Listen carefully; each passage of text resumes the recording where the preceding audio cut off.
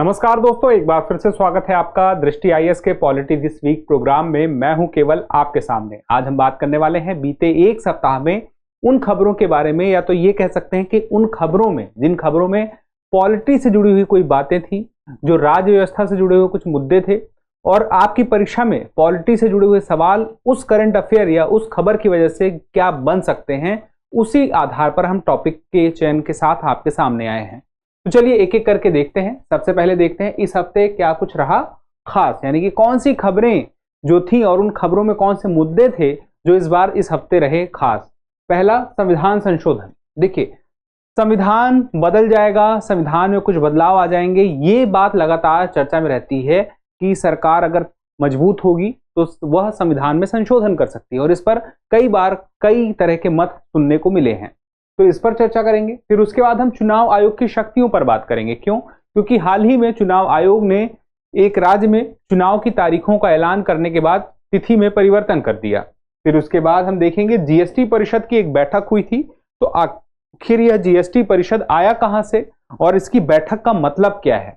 फिर उसके बाद शत्रु संपत्ति अधिनियम, यहां पर शत्रु का मतलब क्या है और उसकी संपत्ति से जुड़ा हुआ अधिनियम क्या है, ये जानेंगे। और उसके बाद हम देखेंगे जल स्थलीय अभियानों के लिए एक संयुक्त सिद्धांत अभी हाल ही में सीडीएस ने जारी किया है, तो आखिर वो क्या है। तो एक एक करके चलिए देखते हैं। सबसे पहले हम देखते हैं भारत निर्वाचन आयोग के बारे में। भारत निर्वाचन आयोग स्वायत्त संवैधानिक निकाय। अब देखिए, ये जो चुनाव करा रहा है यह संघ और राज्य दोनों के लिए स्तर पर है। राज्य का मतलब क्या है? राज्य की जो विधानसभाएं हैं, और यहां पर लोकसभा की बात कर ली जाए या राज्यसभा की बात कर ली जाए केंद्र के स्तर पर, और राज्य विधानसभाओं के अलावा देखिए राष्ट्रपति, उपराष्ट्रपति। तो कभी सवाल आ जाए कि भारत निर्वाचन आयोग किसका चुनाव कराता है, तो ये वो हैं जिनका चुनाव कराता है। पंचायतों के या नगर पालिकाओं के चुनाव राज्य चुनाव आयोग कराता है। तो राज्य विधानसभा का चुनाव राज्य चुनाव आयोग नहीं कराता है, निर्वाचन आयोग ही कराता है। राज्य निर्वाचन आयोग सिर्फ पंचायतों और नगर पालिका का चुनाव कराता है। चलिए अब आगे देखिए, संवैधानिक प्रावधान जो है भारतीय संविधान में निर्वाचन आयोग के बारे में भाग 15 में जानकारी मिल जाएगी, अनुच्छेद 324 से 329 तक। तो मुख्य बातें यही हैं कि 324 कहता है कि चुनाव का अधीक्षण, निर्देशन और नियंत्रण हेतु तो चुनाव आयोग में निहित है। ठीक है, अब ये सब कुछ किसके पास है? नियंत्रण, निर्देशन, अधीक्षण चुनाव का चुनाव आयोग के पास। 324 कहता है। 325 क्या कहता है कि मतदाता सूची में वो कौन से आधार हैं जिसके आधार पर किसी को अयोग्य नहीं ठहराया जा सकता है। धर्म, जाति, लिंग, इनके आधार पर किसी को मतदाता सूची में अयोग्य नहीं ठहराया जा सकता। 326 में लोकसभा, राज्यसभा की विधानसभाओं के चुनाव के बारे में वयस्क मताधिकार पर आधारित जो प्रावधान है वो देखने को मिलेंगे। फिर विधानसभा चुनाव के संबंध में प्रावधान करने की शक्ति, संसद की जो शक्ति है 327 में देखने को मिलेगी। फिर 328 में विधानमंडल के चुनावों के संबंध में प्रावधान करने के लिए राज्य के विधानमंडल की शक्ति। ये सारी बातें जो है आप देखिए 324 से 329 तक में आते आते चुनावी मामलों में अदालतों के हस्तक्षेप पर रोक है, यहां तक आके बात खत्म होती है। लेकिन बात है यहां पे भारत के निर्वाचन आयोग के हम कार्य जान सकें और उसके कार्य से जुड़ी हुई शक्तियां जान सकें। तो यहां पे देखिए प्रशासनिक कार्य समझिए। पहले संसद के परिसीमन आयोग अधिनियम के आधार पर संसद चुनाव, एक तरह से कह सकते हैं जब जनगणना होगी, जनगणना होने के बाद परिसीमन आयोग का गठन होगा और परिसीमन आयोग अधिनियम के माध्यम से होगा, और वहां पर फिर निर्वाचन क्षेत्रों का निर्धारण जब किया जाएगा तो निर्वाचन क्षेत्रों के निर्धारण के साथ वहां पर यह जो निर्धारण कौन कर रहा है, तो निर्वाचन आयोग कर रहा है। फिर मतदाता सूची कौन संशोधित कर रहा है? अब मतदाता सूची में कभी कभी होता है नाम, उम्र, फोटो गलत हो जाती है, तो उसका संशोधन निर्वाचन आयोग ही देखता है। फिर उसके बाद राजनीतिक दल हैं, उन्हें मान्यता प्रदान करने का काम भी यही करता है, उन्हें चुनाव चिन्ह देने का काम भी यही करता है। उसके अलावा चुनाव आयोग राजनीतिक दलों की आम सहमति से एक आदर्श आचार संहिता के सख्त पालन के माध्यम से राजनीतिक दलों के लिए चुनाव में समान अवसर सुनिश्चित करता है। एक आचार संहिता है, आदर्श आचार संहिता, जिसके माध्यम से यह तय होता है कि किस आधार पर चुनाव में प्रचार नहीं होंगे, क्या नहीं करना है, क्या करना है, उसको लेकर के आचार संहिता है जो राजनीतिक पार्टियां हैं उनके माध्यम से तय हुआ है, और इसे लागू कौन करवाता है? चुनाव आयोग। तो चुनाव आयोग इस आधार पर देखता है और कार्यवाही भी जरूरत पड़ने पर करता है। और जिससे कि लोग कोई ज्यादा बेनिफिट, जैसे कि खर्च की बात कर लें, तो खर्च ऐसा नहीं कि कोई एक सीमा ही नहीं है, कोई कितना भी खर्च कर ले, वो भी एक सीमा निर्धारित है। ठीक है, तो यहाँ पे देखिए अवसर बराबर करने की बात क्यों है? जिससे कि लोकतंत्र में भेदभाव ना हो सके। खर्च के मामले में कोई ज्यादा खर्च कर ले, ज्यादा अपने फेवर में माहौल बना, एक सीमा बना दी कि आप इससे ज्यादा खर्च नहीं कर सकते। तो ये सब कौन देखेगा? निर्वाचन आयोग देखेगा। अब आचार संहिता लागू कब होती है? आपको पता होगा कि चुनाव की तिथि जैसे ही आयोग ने घोषित कर दी वैसे ही आचार संहिता लागू हो गई। जिस क्षेत्र के लिए कर दी उस क्षेत्र के लिए लागू हो गई। ठीक है। अब यहाँ पे अर्ध न्यायिक शक्ति भी होती है। जैसे आयोग के पास सलाहकार अधिकार क्षेत्र भी है। जैसे मान लीजिए संसद और राज्य विधानसभाओं के मौजूदा सदस्यों के चुनाव के बाद अयोग्यता का मामला आता है तो उस मामले में आयोग यहां पर सलाह दे सकती है, और आयोग जो सलाह देगी राष्ट्रपति या राज्यपाल को, वह जो सलाह दी जाएगी बाध्यकारी है। इसके अलावा इसके चुनाव में अगर कोई भ्रष्ट आचरण करता है, यानी कि मान लीजिए कोई ऐसा काम करता है जो मना किया गया था, आचार संहिता के का उल्लंघन करता है, या कुछ ऐसा काम करता है जो गलत जानकारी मान लीजिए दे देता है। अब वो गलत जानकारी दे दिया था, गलत इंफॉर्मेशन दिया था चुनाव लड़ने के दौरान, तो ऐसे में दोषी पाए जाने वाले व्यक्तियों के मामले में सर्वोच्च न्यायालय और उच्च न्यायालयों के सामने आते हैं। तो इस सवाल हेतु तो आयोग की राय भी ली जाती है। तो मामला अगर जाता है सर्वोच्च न्यायालय उच्च न्यायालय में तो आयोग की राय ली जाएगी दोषी पाए गए व्यक्ति के बारे में। ठीक है। इसके अलावा राजनीतिक दलों के विभाजन विलय से संबंधित विवादों को निपटाने के लिए अर्ध न्यायिक शक्ति। अर्ध न्यायिक शक्ति का मतलब क्या है? वह कुछ निर्णय ले सकता है, डिसीजन ले सकता है, लेकिन वह न्यायालय नहीं है। तो जो अर्ध न्यायिक संस्थाएं, न्यायाधिकरण जिसको बोलते हैं, जैसे कि ट्रिब्यूनल क्या है? अर्ध न्यायिक है। तो यहां पे भी इसके पास भी कुछ ऐसी शक्तियां मौजूद हैं। तो शक्तियां क्या है, कैसे यह काम करता है, क्या इसके कुछ काम होते हैं, इससे जुड़ा हुआ सवाल देखने को मिलता रहता है। फिर संविधान संशोधन की बात करते लेते हैं कि संविधान संशोधन पर काफी चर्चा होती है। तो आखिर हो कैसे सकता है और इसका प्रावधान कहां पर है?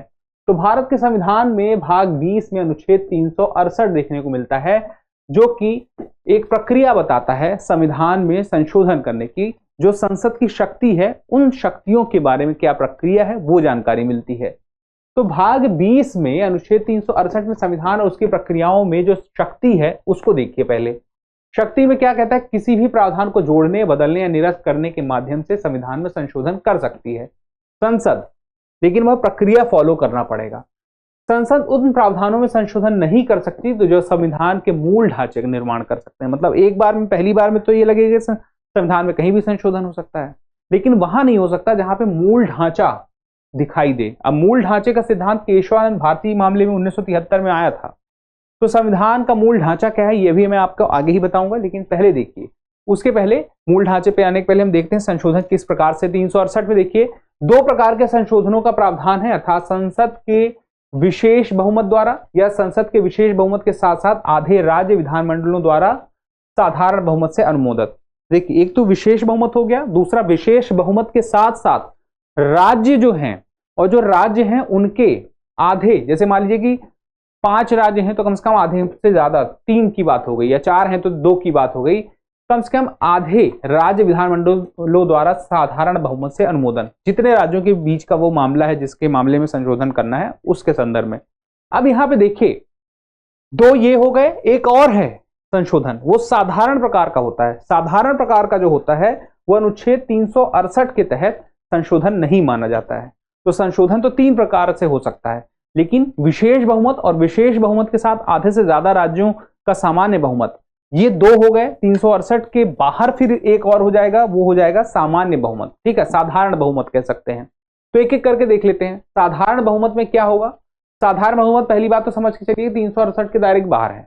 दूसरा क्या है, यहां पे संशोधन जो है वो ऐसे किया जाएगा कि जो उपस्थित हैं सदस्य सदन में, लोकसभा हो या राज्यसभा, उसमें उपस्थित का और वोट देने वालों का आधे से ज्यादा, ठीक है, बहुमत होना चाहिए। अब यहां पे ये जो साधारण बहुमत होता है किन किन मामलों में देखने को मिलता है, वो मामले भी मैंने आपके सामने लिख दिए। सवाल यहां से आ जाए तो आपको पता रहे कि किस मामले में साधारण बहुमत के द्वारा संशोधन हो सकता है। अनुसूची 2, राष्ट्रपति उपराष्ट्रपति एवं न्यायाधीशों के वेतन भत्ते। अनुच्छेद 2, संघ में नए राज्यों का प्रवेश। अनुच्छेद 3, राज्यों का निर्माण या वर्तमान राज्यों के क्षेत्र, नाम या सीमा में परिवर्तन। अनुच्छेद 11, नागरिकता से संबंधित प्रावधान, राज्यों में विधान परिषद का सृजन, उत्पादन या उन्हें नष्ट करना। संसद की गणपूर्ति में परिवर्तन अगर करना हो, जिसको कोरम बोलते हैं, कोरम। और अनुच्छेद 108, संयुक्त अधिवेशन से संबंधित कोई प्रावधान हो, इन पर क्या हो सकता है, साधारण बहुमत द्वारा इन मामलों में संशोधन प्रावधान में किया जा सकता है।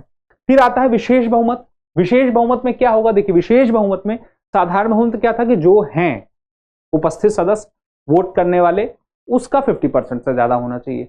अब यहां पे देखिए संशोधन की प्रक्रिया में विशेष बहुमत से संसद के दोनों सदन लोकसभा या राज्यसभा की कुल सदस्य संख्या का 50% से अधिक तथा उपस्थित एवं मतदान करने वाले सदस्यों का 2/3 से अधिक बहुमत हो। जो बहुमत में वोट पड़ा है, जैसे कुल सदस्य संख्या जितनी है, मान लीजिए लोकसभा की मान लीजिए 543 है जैसे, तो उसका 50% से ज्यादा मिलना चाहिए, पहली बात। और दूसरी शर्त यह भी पूरी होनी चाहिए कि जो वह नंबर हो, जो नंबर हो 50% से ज्यादा, वो उपस्थित एवं मतदान करने वाले सदस्यों का 2/3 से ज्यादा हो। यानी कि मान लीजिए कि 300 लोग हैं तो संख्या 50% से अधिक है, ठीक है, सदस्यों की। लेकिन अब यहां पे ये भी है कि उपस्थित एवं मतदान करने वालों का 2/3 जो है उसमें से भी 2/3 चाहिए, 66% से ज्यादा चाहिए। तो दो कंडीशन पूरी हो जाएंगी तो विशेष बहुमत हो जाएगा, इसीलिए इसे विशेष कहा जाता है। अब यह 368(2) के तहत संसद विशेष बहुमत से विधेयक पारित करके संविधान संशोधन करती है। तो यहाँ पे मौलिक अधिकार एवं राज्य के नीति निर्देशक सिद्धांत दो सबसे महत्वपूर्ण प्रावधान है जिसे विशेष बहुमत द्वारा संशोधित किया जा सकता है। तो कभी सवाल पूछ लिया जाए कि मौलिक अधिकार और राज्य के नीति निर्देशक सिद्धांत किस बहुमत से होंगे, पारित होंगे? साधारण, विशेष, विशेष प्लस आधे से ज्यादा राज्यों के साधारण। तो ऐसे में विशेष बहुमत, विशेष बहुमत में 50% से अधिक जो सदस्य संख्या है और उपस्थित एवं मतदान करने वालों का 2/3 से अधिक बहुमत होना चाहिए। स्पष्ट हो गया? चलिए, उसके बाद विशेष बहुमत में जो जो अन्य प्रावधान है वो आपके सामने है, आप चाहे तो स्क्रीनशॉट ले सकते हैं। उसके बाद अब देखिए आधे से ज्यादा राज्यों की सहमति में क्या होगा। कुछ ऐसे मामले हैं जहां पे आधे से ज्यादा राज्यों की सहमति भी लेनी जरूरी है, आम साधारण बहुमत में, यानी कि वहां की विधानसभा में साधारण बहुमत, और साथ में विशेष बहुमत। तो विशेष बहुमत की जो प्रक्रिया है वो हमें फॉलो करनी है, और इसके साथ साथ में जो संबंधित राज्य हैं वहां पर भी साधारण बहुमत वहां की विधानसभा में अगर मिल जाता है तो उसके साथ ही यह पूरा प्रावधान बन पाएगा, संशोधन वाला पूरा हो पाएगा। तो ऐसी स्थिति में क्या क्या मामले हैं जिसमें कि आधे से ज्यादा राज्यों की सहमति से विशेष बहुमत चाहिए, तो वो ये है। राज्यों की सहमति साधारण बहुमत से चल जाएगी, लेकिन विशेष बहुमत चाहिए लोकसभा और राज्यसभा में, तब मिला के होगा ये। तो ये वो कंडीशन है राष्ट्रपति का निर्वाचन से लेकर राष्ट्रपति के निर्वाचन की प्रक्रिया और ऐसे आगे बढ़ते जाएंगे। तो 368 में संविधान संशोधन की प्रक्रिया में भी अगर संशोधन करना है, इस प्रक्रिया में संशोधन करने के लिए भी राज्यों की सहमति और विशेष बहुमत चाहिए। तो स्पष्ट हो गया, ये सारे हैं, आप चाहे तो स्क्रीनशॉट भी ले सकते हैं।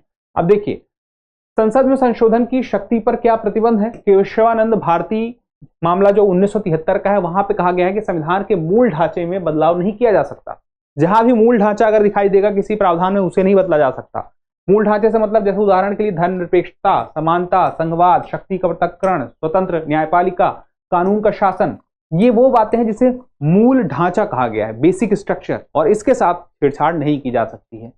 अगर कहीं पे दिखेगा तो फिर वो शून्य घोषित कर दिया जाएगा। फिर उसके बाद जीएसटी परिषद, ये जान लीजिए जीएसटी परिषद की अभी 54वीं बैठक थी, और उस बैठक के आधार पर फिर ये तय होता है कि किस वस्तु को किस स्लैब में रखना है। जैसे कि स्लैब है इसकी 5%, 12%, 18%, 28%, ऐसे करके स्लैब है।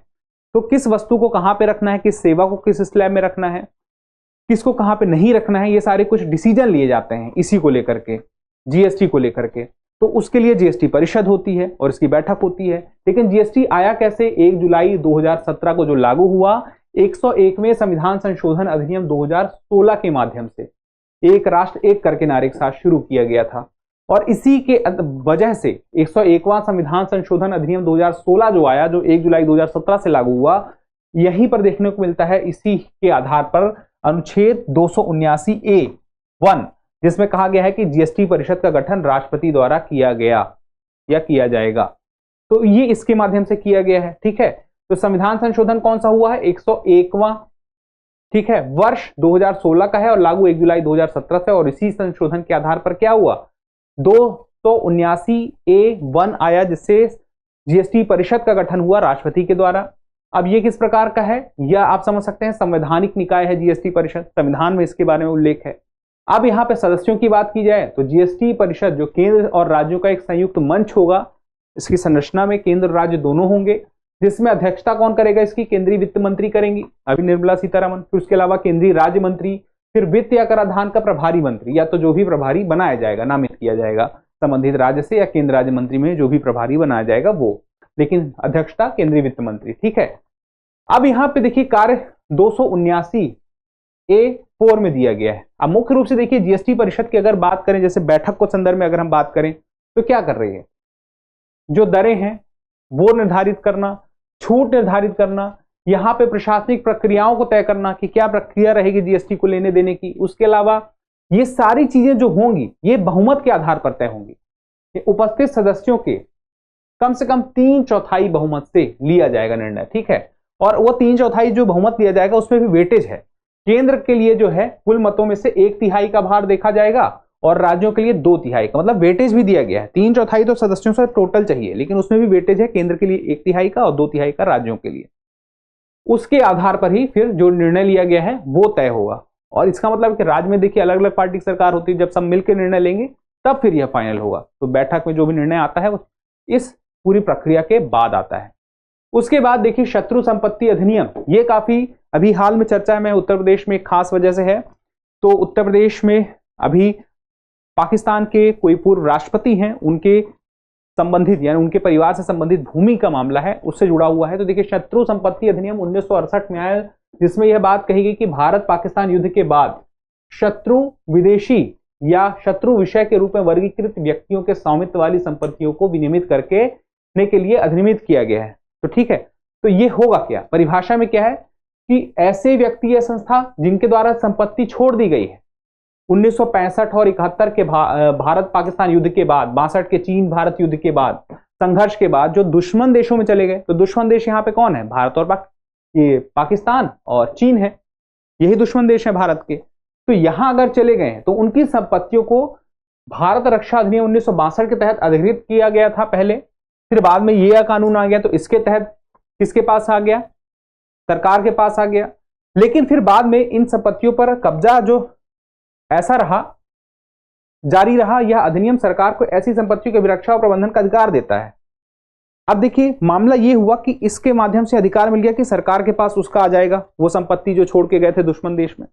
लेकिन फिर कुछ ऐसे मामले आए जिसकी वजह से कि जो उस व्यक्ति के परिवार के लोग हैं जो यहां रह गए हैं या आगे के जो वंश के लोग हैं उन्हें यह मिल गया। फिर उसके बाद इसी वजह से एक संशोधन हुआ, शत्रु संपत्ति संशोधन और विधिमान्यकरण विधेयक 2016। इस संशोधन के माध्यम से 2017 में यह तय किया गया, जब यह 2017 में पारित हो गया, कि यहां पे ऐसा भी है कि शत्रु विषय और शत्रु फर्म की परिभाषाओं को बदला गया, व्यापक किया गया। कि मान लीजिए जो कानूनी रूप से उत्तराधिकारी है, परिवार का कोई व्यक्ति है जो अभी मौजूद है, तो वह भारत का नागरिक हो और चाहे ना हो, चाहे गैर शत्रु देश का नागरिक हो, यानी कि मान लीजिए शत्रु देश का नहीं है, किसी अन्य देश में भी है और भारत का नागरिक भी अगर है, दोनों स्थितियों में यह बात कह दी गई कि अगर वह शत्रु फर्म की उत्तराधिकारी फर्म को भी शामिल किया गया तो भले ही उसके सदस्यों भागीदारों को राष्ट्रीयता कुछ भी हो, यानी कि भारत का हो चाहे किसी गैर शत्रु देश का भी हो, उसमें क्या होगा कि वह उसके सरकार के नियंत्रण में ही वह रहेगी, मूल शत्रु की स्थिति भले बदल जाए।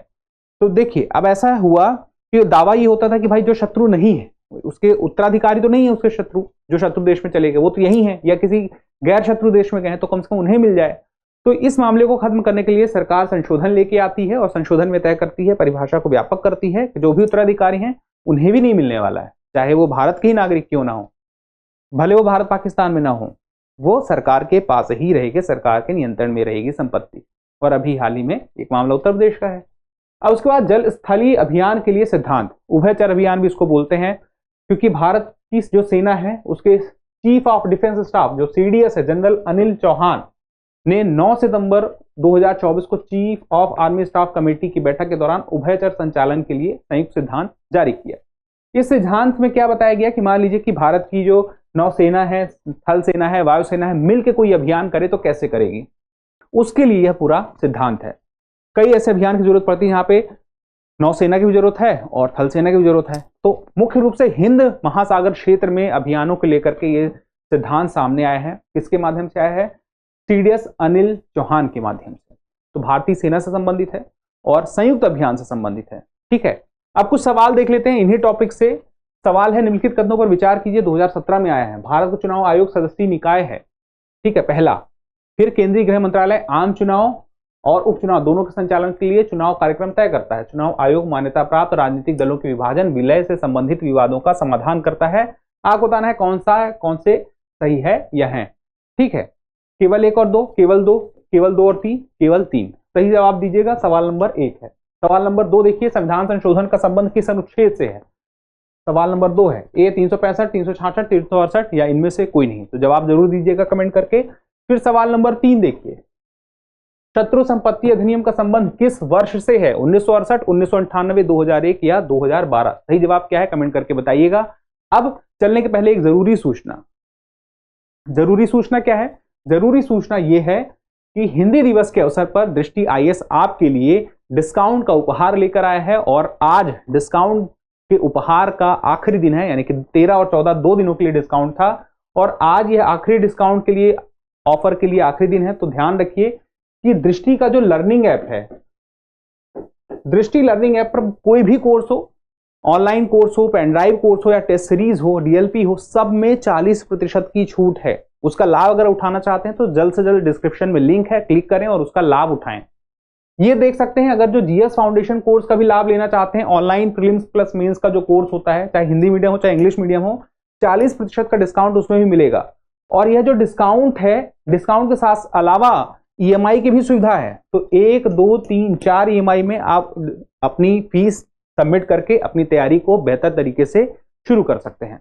अगर कोई जानकारी चाहिए तो ये नंबर है, इस पर कॉल कर सकते हैं या तो डिस्क्रिप्शन में लिंक करके अपनी सीट बुक कर सकते हैं। तो समय कम है तो आप जल्दी से जल्दी निर्णय ले लीजिए। फिलहाल के लिए इतना ही, जल्दी मिलते हैं एपिसोड में। तब तक के लिए स्वस्थ रहें, मस्त रहें और पढ़ते रहें। धन्यवाद। डियर व्यूअर्स, अपने एग्जाम की तैयारी को और बेहतर करने के लिए हमारे चैनल को लाइक, शेयर और सब्सक्राइब करना न भूलें।